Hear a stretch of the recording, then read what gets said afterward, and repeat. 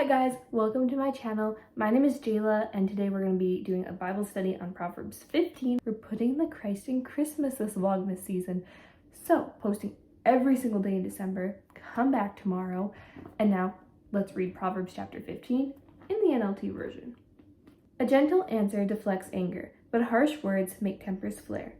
The tongue of the wise makes knowledge appealing, but the mouth of a fool belches out foolishness.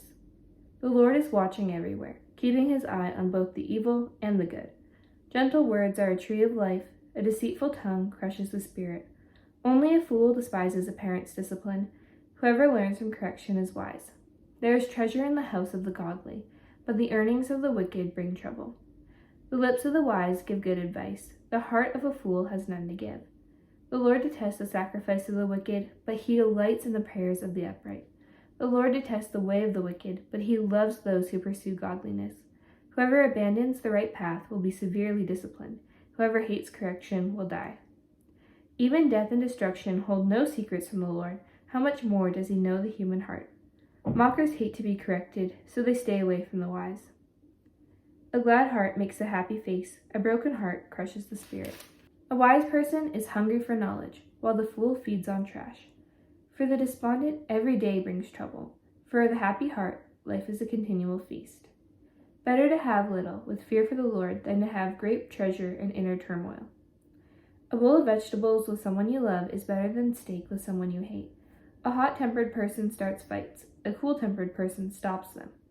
A lazy person's way is blocked with briars, but the path of the upright is an open highway. Sensible children bring joy to their father. Foolish children despise their mother. Foolishness brings joy to those with no sense. A sensible person stays on the right path. Plans go wrong for lack of advice. Many advisors bring success. Everyone enjoys a fitting reply. It is wonderful to say the right thing at the right time. The path of life leads upward for the wise. They leave the grave behind. The Lord tears down the house of the proud, but he protects the property of widows. The Lord detests evil plans, but he delights in pure words. Greed brings grief to the whole family, but those who hate bribes will live. The heart of the godly thinks carefully before speaking. The mouth of the wicked overflows with evil words. The Lord is far from the wicked, but he hears the prayers of the righteous. A cheerful look brings joy to the heart. Good news makes for good health. If you listen to constructive criticism, you will be at home among the wise. If you reject discipline, you will only harm yourself. But if you listen to correction, you grow in understanding. Fear of the Lord teaches wisdom. Humility precedes honor. There are three main themes that are found inside of this proverb, and they are our words, advice, and good versus evil. Let's start with our words. Verse 1 kickstarts into the theme of our words by saying, a gentle answer deflects anger, but harsh words make tempers flare. When somebody is angry at you and they're speaking these harsh words at you, you do not want to answer gently. That is the least thing that you want to do. You want to just go straight back at them because they're wrong and you're right. But this proverb tells us otherwise. It tells us just take a deep breath, think through what you're going to say before you say it, and say it gently. Because that way you're going to be deflecting all the anger that the other person has. And more often than not, when you actually do that, the other person, you could see that they're taking a moment to think, and then they respond in a gentle way back. Verse 4 says, gentle words are a tree of life, a deceitful tongue crushes the spirit. We are really called to be gentle while we are talking to people, no matter what. We're not called to use harsh language. We're not called to, speak negatively about other people. We're supposed to be gentle, and we are supposed to bring life through our words. Because all of our words are either going to bring people closer to God or further away from God. And what do we want their impression of a Christian to be? I really liked verse 23. It says, everyone enjoys a fitting reply. It is wonderful to say the right thing at the right time. And I was just kind of thinking about when you're with like a group of friends and then something is going on in the conversation and then you say something that is so fitting and it's so funny and then everybody's laughing. They're like, how did you think of that? And you're like, I don't even know, but it's such a fun experience to have that happen. But also, I've been working lately on when people are sharing negative things with me, like things that they're going through, things that are hard for them in their lives. Sometimes it's really hard to figure out what to say and what is a good thing to say back to them because you might not understand exactly what they're going through or how it feels, so it's kind of hard to relate. But I've just been stopping and trying to think of a gentle way to, talk back to them and reply. And often it is just letting them know that you see them in their struggle and that you're there to support them with whatever they need, like asking, can I do anything for you? Verse 28 sums this all up pretty nicely. It says, the heart of the godly thinks carefully before speaking. The mouth of the wicked overflows with evil words. And that's pretty much the theme of what we're supposed to take away when it comes to our words from this proverb. It is think carefully before speaking and make sure that your words are gentle. And then the last tip that I got out of this for our words is that we should be giving good advice to other people. And that brings us into the next topic, which is advice. Verse 5 says, only a fool despises a parent's discipline. Whoever learns from correction is wise. As humans, we don't really always want to be corrected, even if deep down we know that we're wrong. It takes this humble place to be in order to take correction and to happily take it and implement it into your life. It's very important to be able to grow as a human being, to be able to take correction, whether it's on a project that you're doing or your own character or whatever it is. Take that correction and then try to implement it into your life. Verse 32 says, if you reject discipline, you only harm yourself. But if you listen to correction, you grow in understanding.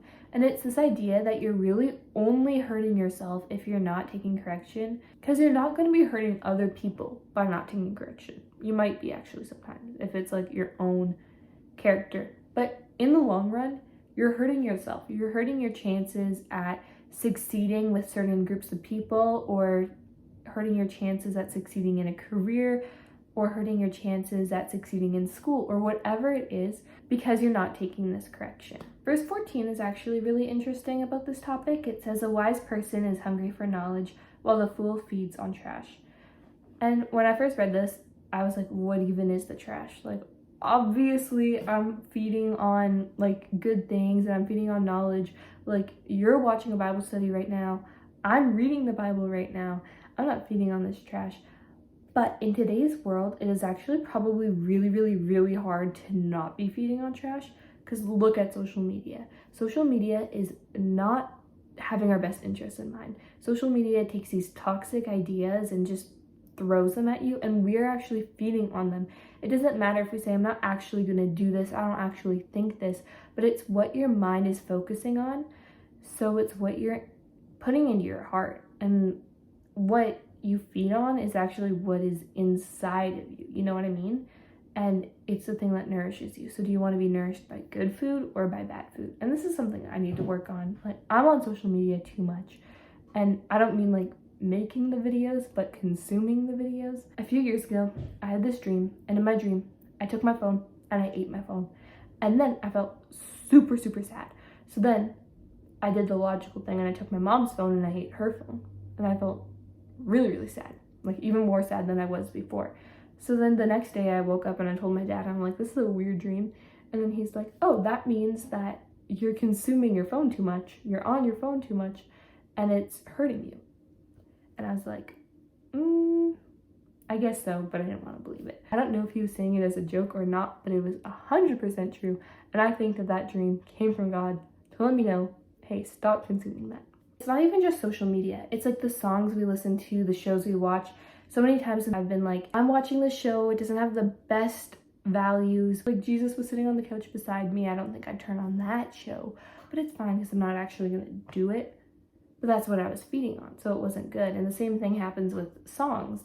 If the lyrics are something aren't very good to listen to, or actually quite toxic to listen to, but you do it anyway because you think, well, that's not me.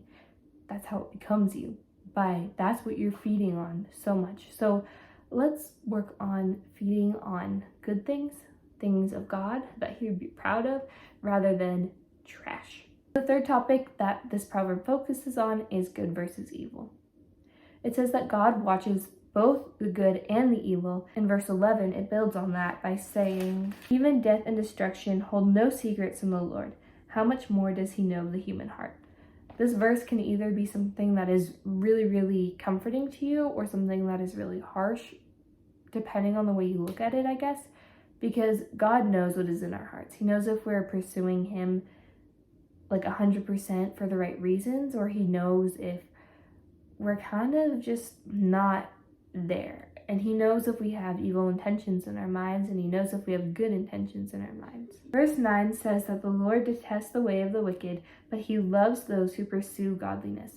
And I love how it uses the word pursue here, because it shows that we're not there yet. We are not at godliness yet, but you can see in our hearts, like it said, God knows our hearts. And he knows if we are actually pursuing godliness, or if we're doing this just for other people. If we're saying that we're a Christian just to fit in, or if we're saying that we're doing all these good things, but our heart isn't there. So God knows if we're really pursuing him, and he loves it when we are. Verse 24 says, the path of life leads upward, for the wise they leave the grave behind.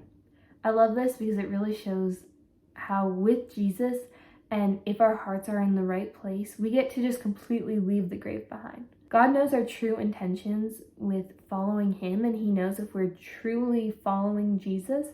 And then when we are, and when we make that decision, we get to leave the grave behind us. It has no power over us anymore. And the last verse, verse 33, says, fear of the Lord teaches wisdom. Humility precedes honor. And that one reminded me of that verse that says, the greatest among you must be a servant, but those who exalt themselves will be humbled, and those who humble themselves will be exalted. And I'd urge you to think, are you taking the lowest seat at the table and letting God bring you up?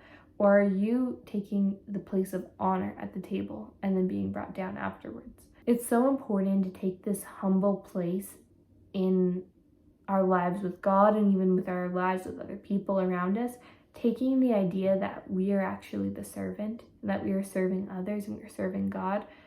It just makes a really, really big difference in our lives. As a takeaway, I'd urge you to think, what am I doing with my words? Am I being gentle, and am I thinking before I'm saying things? Am I dissolving fights, or am I bringing them on? Think about if you're taking the criticism that is being offered to you by others, and then also, where is your heart right now? And is it really for God, or is it for other things? Thank you so much for watching this video. I'm praying for everybody. Leave any prayer requests in the comments, and if you took anything else away from this proverb that I didn't touch on, put that in the comments too. I love to read the comments. So I'll see you tomorrow. Bye.